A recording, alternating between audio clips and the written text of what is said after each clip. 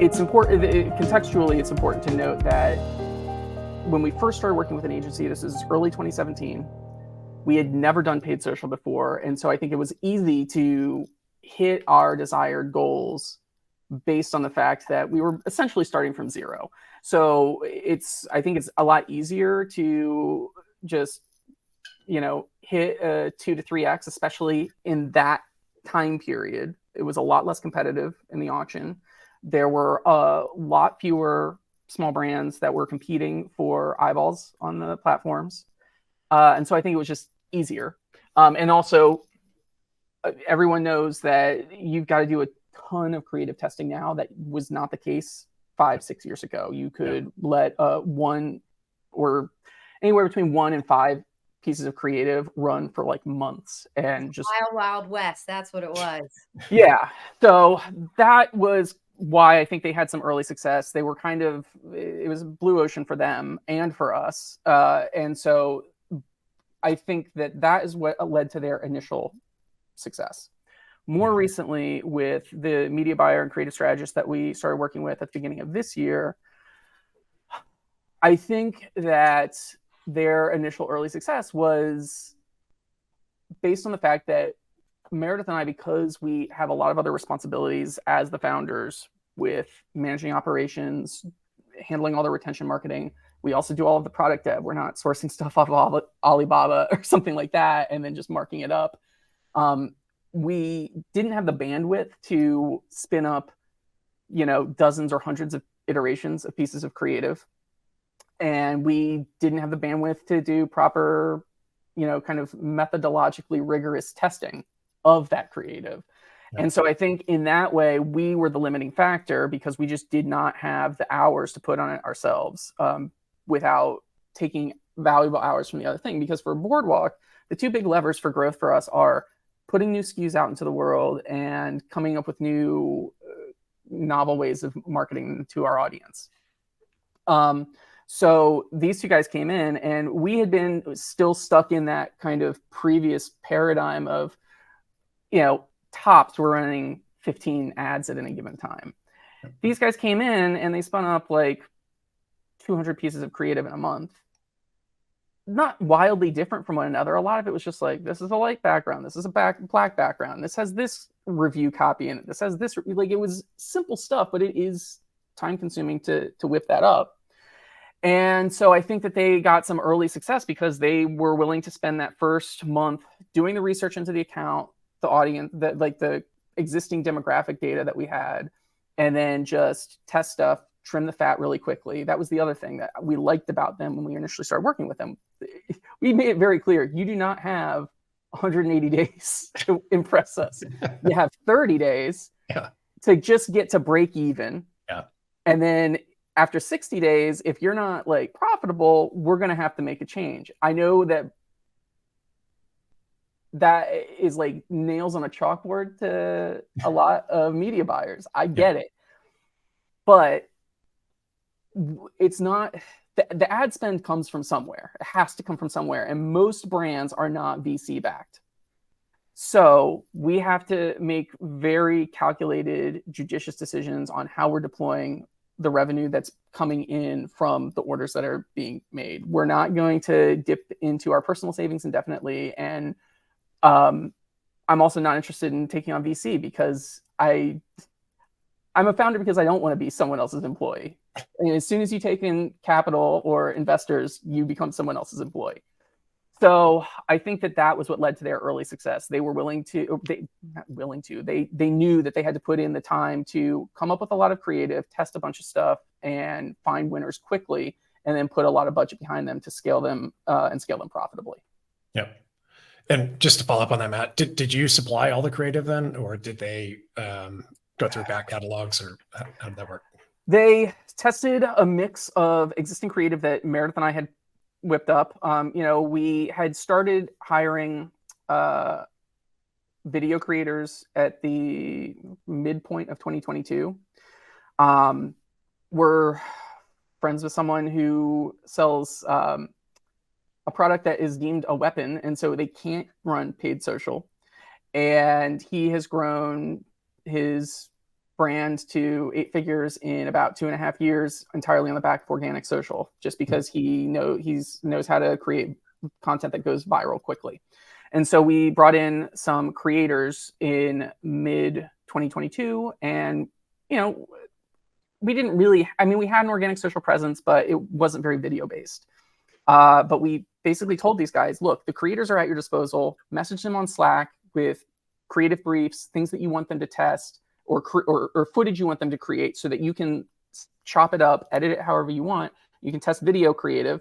And then they also did a lot of the static image creative themselves, using basically just product photos that we supplied with transparent backgrounds. And we were like, you have access to Canva, go crazy. Because that was the other thing that we made very clear early on. We were like, look, if you're, because the creative strategist of this duo, there's a creative strategist and a media buyer. He kind of presented himself as, I'm a creative strategist and kind of like a fractional CMO. You're like, okay. But that means that our expectation is we are going to be very minimally involved with creative generation.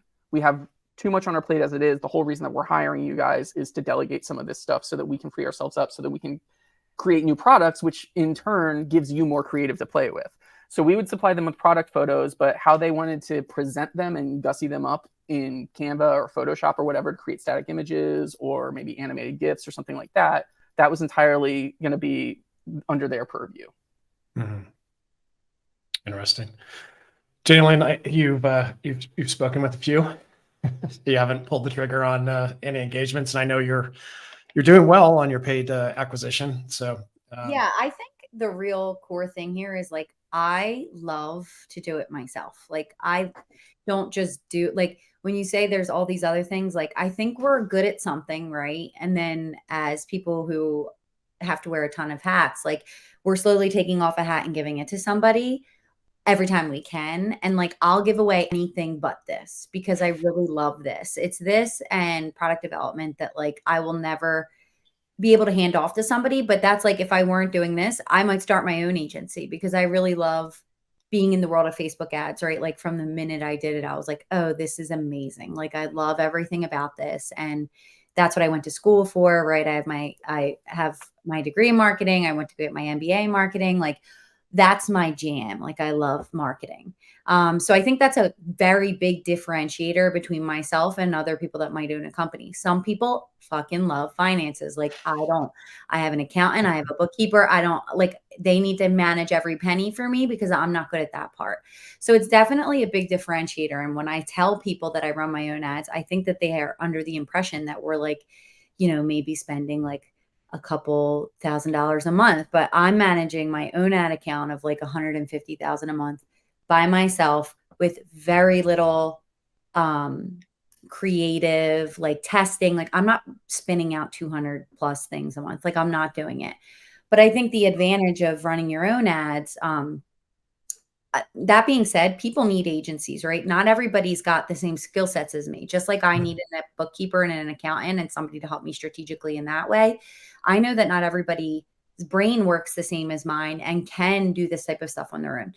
That being said, I think one of the benefits of doing it yourself, or if you're at this stage, allowing your agency to be more impactful in this way, like, is there is a very distinct relationship between what you make, the offers you make available to your customers, and how your ads perform. Like, I can't make an ad perform just by changing the color of the background. Maybe someone can. That's not how it works for me, right? I needed to structure my business in a way that I could offer a really great top of funnel offer to people and still make it profitable on that first sale. That takes a long time. That takes years. You have to keep testing the offer, see what sticks. And then when that offer starts to stick, you need to lean your product development into what's working, right? Like, people like this thing. Don't just go, okay, let's see if they also like this thing. Like, no, what do they like about this thing? And deep dive into that thing. And I think that the problem with using an agency, right, is when the agency is too narrowly focused, like, we're just running your ads. Like, if that's happening, and they're not able to also tell you, like, we think that this product works for a reason, and maybe you should develop more products along this way. Hey, would you mind like offering 30% off this thing? Like, I think there's a little bit of like apprehension on that. Like, because it's a twofold thing. It's a trust issue, right? Where the brand owner's like, no, fuck you. Like, I'm not giving 30% off. That's your job. You should be, there's that thing that happens. And there's also like, maybe they don't feel like they can approach you and say like, would you mind offering something really great at the front end? So I think that there's definitely some issues there, and it's not a knock against agencies that I haven't hired them. I just find that I'm okay at it, right? Like, I'm able to do it. I'm doing okay for now. I'm in that mid zone, right? I think people who are really starting out fresh, they might need an agency to really kick things off. And I know agencies get upset about that. And then maybe they let their agency go while they do it themselves for a while. But then brands get to another level, right? There will be a time when I am saturating the market and I can't keep up with it. Then I might need to hire an agency or at least another person to help me run this thing. But like, there is a mid zone there when you have enough knowledge and enough background that you're able to do things on your own. Again, I don't think that means that agencies aren't necessary. And I'm not trying to say that. But for me, the only reason I haven't hired an agency is because I'm okay at it, right? So I've been doing it myself. But one thing I wanted to say about the prompt that we got from Andrew, and I wrote it down because I thought it was interesting, is I didn't perceive this prompt to say this. So I'd like to also answer a second question. The prompt was, as an agency, I like the brand owner's channel to see the problems they're experiencing so we can provide a better service for them. And I think it's easy to say that maybe that person meant the problems they're having with their agencies. What problems are you having with agencies, and how can we be better than that? But they didn't specify that. They just said the problems that brands are having and how can we offer better services. And I really like when I read that, I didn't think problems I'm having with agencies. I think like this person is doing much of what probably all three of us have done, which is like, we joined this group to be a fly on the agency wall. Like, I came in here because as a person who has one ad account that I've been running for 7 years, I'm this close to the thing, right? Like, I don't have the benefit of running 15 ad accounts, so that I don't have the benefit of extrapolating trends in any way, shape, or form. Any button I click, it's my fault if it's doing good. If I tap a button and it's doing bad, it's also my fault. Like, I don't have the benefit of going, oh, Facebook's just shitty right now. Like, that's the trend across all these accounts. And I needed that safety of like, I need to know when things are just bad so that I'm not in a negative feedback loop on this is bad. And then I make it worse. And then I make it worse. And then and then it's like, I start to spiral.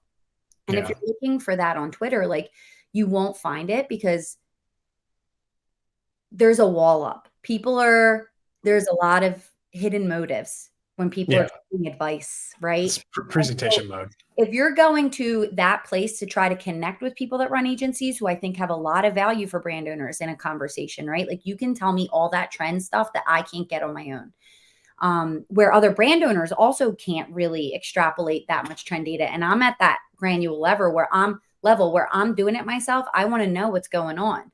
But I've found that like all that Twitter advice was always fueled by something. They've invested in that app. That's why they're telling you it's so great. There's money involved. They're amplifying their personal brand, whatever it is. They're giving bad advice. So joining this group, it was like walls down, vulnerability, honesty. What are agency owners talking to each other about? What issues are they having? And how can I join that vulnerable conversation and say like, oh, I'm having that problem too. And can you give me advice even though I'm not paying you for that advice? And like, I was glad this prompt came through because I'm here to offer the same, right? Like, if you're an agency owner and you're in this group, you should be watching these brand calls because it's an opportunity to come into a brand without having your agency hat on, right? And to listen to really vulnerable conversations about, and this is what I think the prompt was really about, is like, what keeps us up at night and how can we help, right? Like, I'm so sorry, I'm keep talking, but one more thing. My husband's a computer hacker. So he works for as a consultant, and he has this goal, right? He has to break in and become domain admin of that Fortune 500 company in 6 days. And it's like very intense. Our house gets very tense. He's up all night doing hacker things, whatever. When he doesn't hit the goal, he's so distraught about it. So I can see how an agency owner would be like listen, I like smaller agencies, right? Like they care. They're like, fuck, I didn't hit the goal. Like I'm stressed about it. Like I don't think it's their intention not to hit our goals, but it happens, right? So for me, like the things that keep me up at night are other things you can help with in that relationship, right? Like what are the other things that are keeping brands awake at night that they can offer as an ancillary service to the performance-based goals, right? Like if he's not hitting the goal of getting domain admin, but he's showed them 6 or 7 other things that are going on inside their security that are a major issue. And I think if an agency can provide those ancillary services, then the performance part obviously still so important, but it becomes less of like the main focus, right? Like what are the other things that keep us up at night that an agency can help with that makes them stand aside, like, or stand apart and really shine as an agency that it's like, yeah, we can get you performance, but here's these other things that we can hit that we know as a brand owner keeps you up at night. And so I also want to talk about that while we're here. Yeah.